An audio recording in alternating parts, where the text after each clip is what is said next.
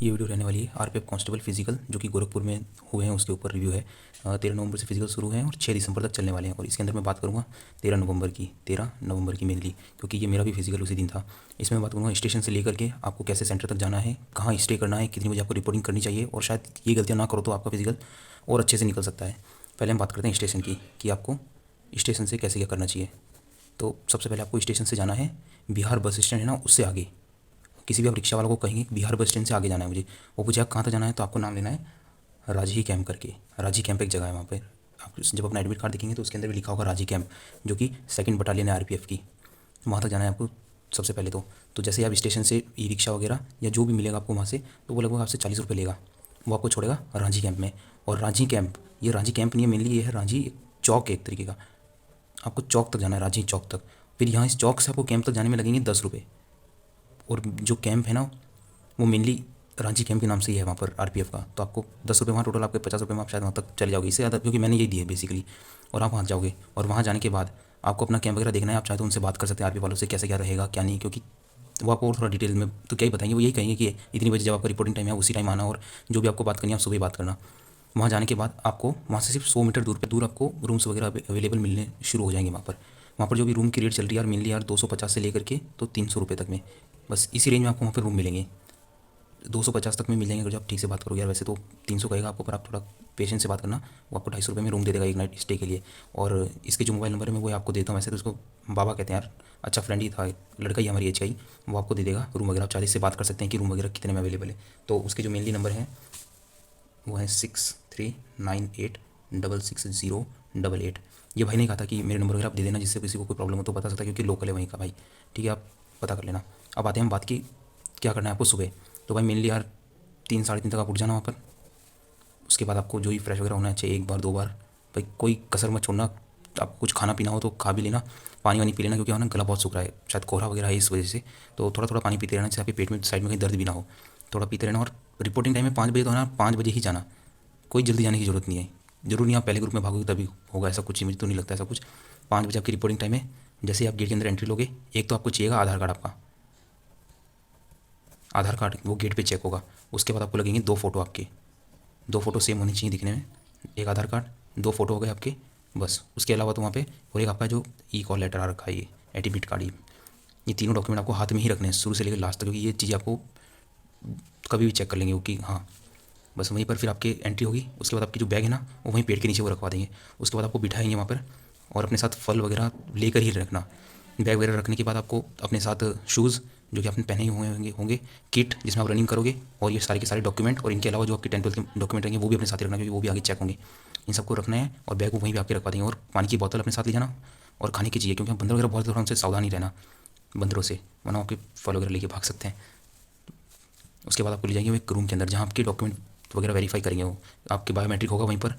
और बायोमेट्रिक में अगर जो कोई दिक्कत आती है तो वो सॉल्व कर देंगे। वैसे 2 लड़कों की हमारे ग्रुप में भी आ रही थी 13 नवंबर की, जो हमारे फर्स्ट बैच था उसी के अंदर 50 लड़कों का।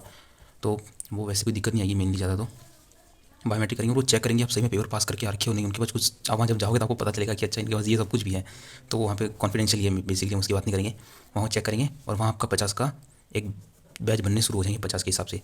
और अगर मैं बात करूँ 13 नवंबर की, तो इन्होंने 300 बच्चों को बुला रखा था, जिसमें से जो टोटल प्रेजेंट हुए थे वो थे 79 बच्चे।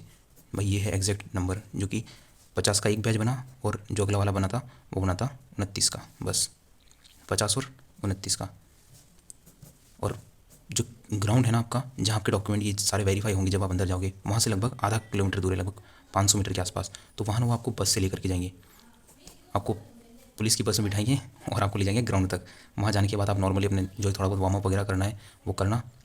किसी को चॉकलेट वगैरह खाने को, डेयरी मिल्क भी खाता है, कोई कॉफ़ी पी लेता है, कि ये सब चीज़ें डॉपिंग वगैरह में नहीं आती हैं, क्योंकि इनके अंदर ऐसा कुछ हार्मफुल नहीं है। तो ये डॉपिंग वगैरह की टेंशन की जरूरत नहीं। आप ये चीज़ खा सकते हो गला वगैरह गीला करने के लिए, अकेले में खा लेना, किसी को दिखाने की क्या जरूरत है। थोड़ा पानी पी लेना, इलेक्ट्रॉन डाला हुआ पानी। ये सब करने के बाद जैसे आप वहाँ पे ग्राउंड के पास में ले जाएगी आपको बस में उतारेगी। उसके बाद वो आपको कहेंगे अपने कपड़े वपड़े बदल लो, जो ही करना है जिसमें आप भागने वाले हो उनको पहनना। और सबसे मेन बात, वहाँ पर ना आपको स्पाइक्स जो शूज़ होते हैं ना वो अलाउड नहीं है, जिसमें नीचे वो कांटे लगे होते हैं ना, वो वाले शूज़ अलाउड नहीं है, स्पाइक शूज़। ठीक है, जो स्पाइक शूज़ है वो अलाउड नहीं है। नॉर्मली जो होते हैं रनिंग के शूज़ वही लेके जाना। जो स्प्रिंटर पहनते हैं ना स्पाइक वाले, वो वहाँ पे ग्राउंड में मना कर देंगे। स्पाइक्स का उन्होंने बिल्कुल मना कर रखा है कि स्पाइक्स के शूज़ अलाउड नहीं है। हो सकता है किसी के पैर पे लग जाए और इंजरी वगैरह हो जाए किसी को, इसलिए मना कर रहा है। स्पाइक शूज़ अलाउड नहीं है।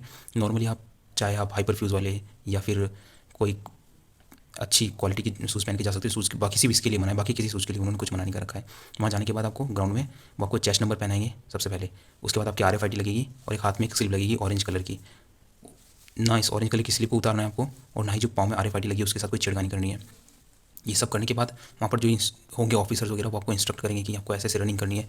और यहाँ से जैसे ही आप बस से इस जगह उतरे, यहाँ यहाँ आपकी RFID वाला सेक्शन है, जिसमें यहाँ पर तो चेस्ट का लग रहा है और इस जगह RFID है, स्कैन हो रही है, और ठीक थोड़ा सा खाली स्पेस है, और यहाँ से आपका ग्राउंड स्टार्ट हो रहा है ऐसे करके। ये इस ग्राउंड के मैं कोऑर्डिनेट्स भेज दूँगा आपको, या फिर अभी यहीं पे लिख देता हूँ मैं इसके कोऑर्डिनेट्स क्या क्या हैं। और गूगल पे जाना, आपको यही कैंप मिलेगा 26.75907 83.45637376 पे जब गूगल खोलोगे मैप तो उसके ऊपर जब कोऑर्डिनेट लिखोगे तो आपको जो ग्राउंड दिखेगा वो आपका ही ग्राउंड है। ये गूगल के कोऑर्डिनेट से इलीगल है वैसे तो, बताना जहाँ तक मुझे लगता है। तो ये आप सर्च करना, आपको ग्राउंड दिख जाएगा आपका। ये ग्राउंड है, इस जगह है RFID का स्कैनर लगे हुए हैं 2। यहाँ से आपकी टाइमिंग शुरू होगी और ऐसे करके आपको भागना है इस तरीके से इस ग्राउंड में।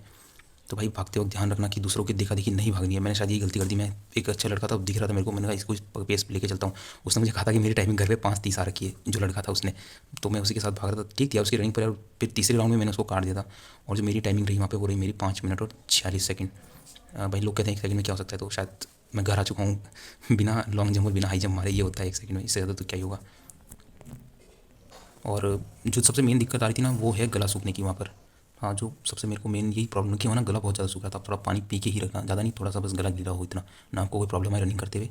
और चाहो तो आप बिना जूतों के भाग सकते हो। थोड़ी मिट्टी ना दब रही थी जब हम भाग रहे थे, तब मेरे को जूतों में इतना फील नहीं हुआ, पर जो नंगे पैर भागे उन्होंने मुझे कहा कि यार मिट्टी थोड़ी सी दब रही है। और वो अब नहीं दबी क्योंकि हम भाग चुके हैं वहाँ पे काफ़ी 2 से 4 बैच तो अब तक हो चुके होंगे कंप्लीट वहाँ पर।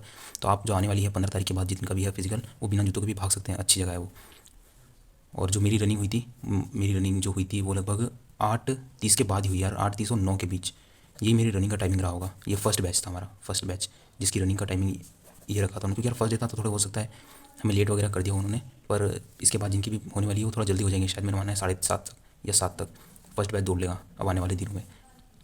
और 8:30 से 9, और जो एंट्री है वो 5 बजे लिखा है। और ये एंट्री लगभग जब हमारा फर्स्ट बैच भागा है ना तब तक वहाँ पर एंट्री ओपन ही रही है। और जो मेरे तक लास्ट टाइम पे जो नंबर थे वो ये थे, 79 प्रेजेंट हुए हैं, कितने में से 300 में से। तो कंपटीशन काफ़ी कम ही है, जिसने रनिंग निकाली उसका सिलेक्शन तो पक्का है। अब हम बात करते हैं कि कितने बच्चे पास हुए। तो भाई 50 का बैच भागा, जिसके अंदर से हमारे 9 तो हुए रनिंग में पास। ठीक है भाई, 9 रनिंग में पास हुए हैं, जिनमें से 2 की टाइमिंग आई है 5:44 इस 9 वाले के अंदर। और जो फेल हुए हैं ना हम, इनमें से 3 की टाइमिंग रही है 5:46। तो आप देख लेना RFID इतना बड़ा रोल प्ले करती है उसके अंदर। और वैसे अच्छा है यार, ये फेयर ही हुआ जो हुआ है। वहाँ जैसे हमें हुआ, हमें बिठा के रखा लगभग आधे घंटे के आसपास, 30 मिनट हमें बिठा करके रखा। उसके बाद ना जो ऑफिसर्स हैं उन 3 पेपर लेके आए वो, जिसमें हमारे नाम वगैरह लिखे हुए थे और सबकी टाइमिंग लिखी हुई थी, हमारे सिग्नेचर वगैरह कराए। जो डिस्क्वालीफाई थे उन्हें अलग, जो क्वालीफाई थे उन्हें अलग। और जो क्वालीफाई थे उन्हें ले गए लॉन्ग जंप और हाई जंप के लिए। और जो हम थे तो हमारे हाथों पर ये इस तरीके की इंक लगाई उन्होंने, ब्लैक कलर की, ये शायद आपको दिख रही होगी, ये ब्लैक कलर की इंक लगाई। और हमसे साइन वगैरह कराए, और हमें हमारे जो एडमिट कार्ड थे उसमें पार्ट ए और पार्ट बी करके लिखा हुआ है।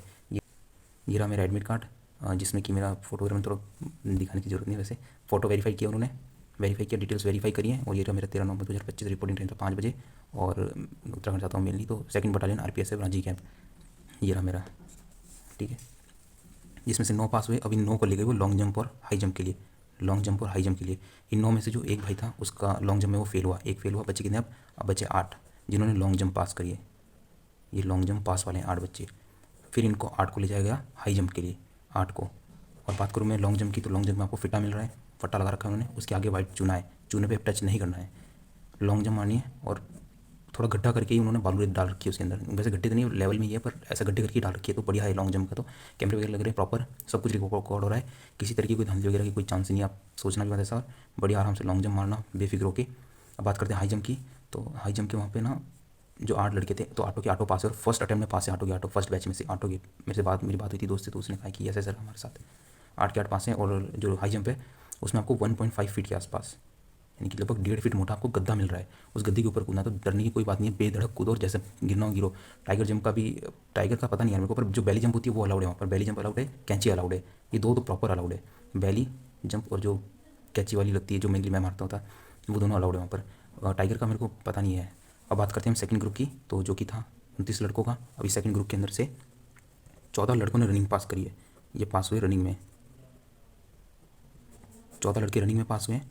जिसके अंदर से दो लड़के तो हाइट में बाहर हुए हैं, जो हाइट और चेस्ट होती है ना उसके अंदर दो लड़के बाहर हो गए, यानी कि ये तो बाद में हुए, हाइट और चेस्ट में बाहर, और एक हुआ है लॉन्ग जंप में बाहर, और एक हुआ है हाई जंप में बाहर। इस 14 वाले में से दो ये हो गए और एक ये अलग अलग, यानी कि टोटल 4, यानी कि जो इसमें सेकंड ग्रुप में जो टोटल पास हुए हैं वो हुए हैं 10 पास हैं, यानी कि जो ओवरऑल देखा जाए ना 13 नवंबर का, 13 नवंबर 2025 के दिन का, तो 8 तो हमारे उसमें से पास हुए थे प्लस 10 ये पास हुए, यानी कि देख रहे हो आप सेकंड वाले ग्रुप में से 10 बच्चे पास है। तो ये फ़र्क पड़ता है भाई फर्स्ट ग्रुप का और सेकंड ग्रुप का। ठंड के दिनों में गर्मियों की बात होती है तो तब हमें फ़ायदा था, तो ये फ़ायदा हुआ है। और इसमें टोटल 18 लड़के पास है, कितने में से 300 में से। भाई मोटा मोटा देखा जाए ना तो 10% तो छोड़ो, ये 6% के आसपास ये क्वालिफाई रेशियो मुझे लग रहा है, सिर्फ 6% लड़के पास हुए हैं। अब देख लो आप 6% यानी कि कितने 42,000 पास हुए ना, उसका 10% ही 4200 बैठ रहा है। भाई मैं कह रहा हूँ जिसके पॉइंट में भी नंबर है ना वो सेलेक्ट है इसके अंदर 100%, 18 ही पास हुए हैं। और दूसरे ग्राउंड का मेरे को आइडिया है नहीं अभी कुछ, मैंने ना रिव्यू वगैरह देखे, ये मेरे जो रिव्यू था पर्सनली वो देखा है। तो जो सबसे मेन बात है आपकी, एक तो आपकी स्पाइक्स के शूज़ अलाउड नहीं है, दूसरा आपको अगर जो कॉन्टैक्ट करना हो तो भाई से कर लेना, अच्छी कर लेगा ये आपसे बात वगैरह, और ज़्यादा टेंशन लेने की ज़रूरत नहीं है आपको। बस रांची चौक तक जाने के बाद बस 1 किलोमीटर बचेगा आपका। और ये रहा मेरा ओवरऑल रिव्यू। और भाई अच्छे से देखिए क्या आना। वैसे तो कुछ ज़्यादा डरने की बात नहीं यार, मेरी तैयारी इसलिए नहीं क्योंकि मैंने रोड रनिंग कर रखी है, क्योंकि आसपास मेरे ग्राउंड है नहीं यार 10-12 किलोमीटर की रेंज में भी, और मैं कॉलेज वगैरह भी जाता हूँ तो हो नहीं पाता मेरे से ग्राउंड इतना, शायद यही मेरी कमी रही होगी। मैं रोड रनिंग करता था और रोड पे यार टाइमिंग का इतना इशू ही रहता, थोड़ी चढ़ाई वाली भी थी तो इस वजह से नहीं हो पाई मेरी रनिंग। बाकी अब देखते हैं, अभी मेरा SSCGT का मेडिकल है जिसकी मैंने डेट वगैरह आगे बढ़ाई थी और वो पढ़ चुकी है, मुझे ईमेल भी आ चुका है, उसके लिए मैं नेक्स्ट वीडियो में डालूंगा। तो बाकी ऑल द बेस्ट आप सभी को, और कमेंट करके बताना आप लोगों को वीडियो से कुछ बेनिफिट हुआ थोड़ा बहुत भी या नहीं, और जिनका भी आने वाला है बस आप फिजिकल निकाल के आना। और जिसकी भी होम ग्राउंड पे यार 5 या फिर 10 मिनट भी ज़्यादा है ना, वो मेरे हिसाब से आप लोग चले जाना रनिंग मारने के लिए, 5 से 10 सेकंड ज़्यादा वाले, यानी कि जिसकी 5:55 तक भी हो वो भी चले ही जाना, क्योंकि आप वहाँ शायद मार दोगे सेकंड ग्रुप के हिसाब से अगर देखा जाए ठंड में, तो आप रनिंग वगैरह क्वालिफाई कर दोगे। बिंदास होके जाओ और क्वालिफाई करके आओ। All the best.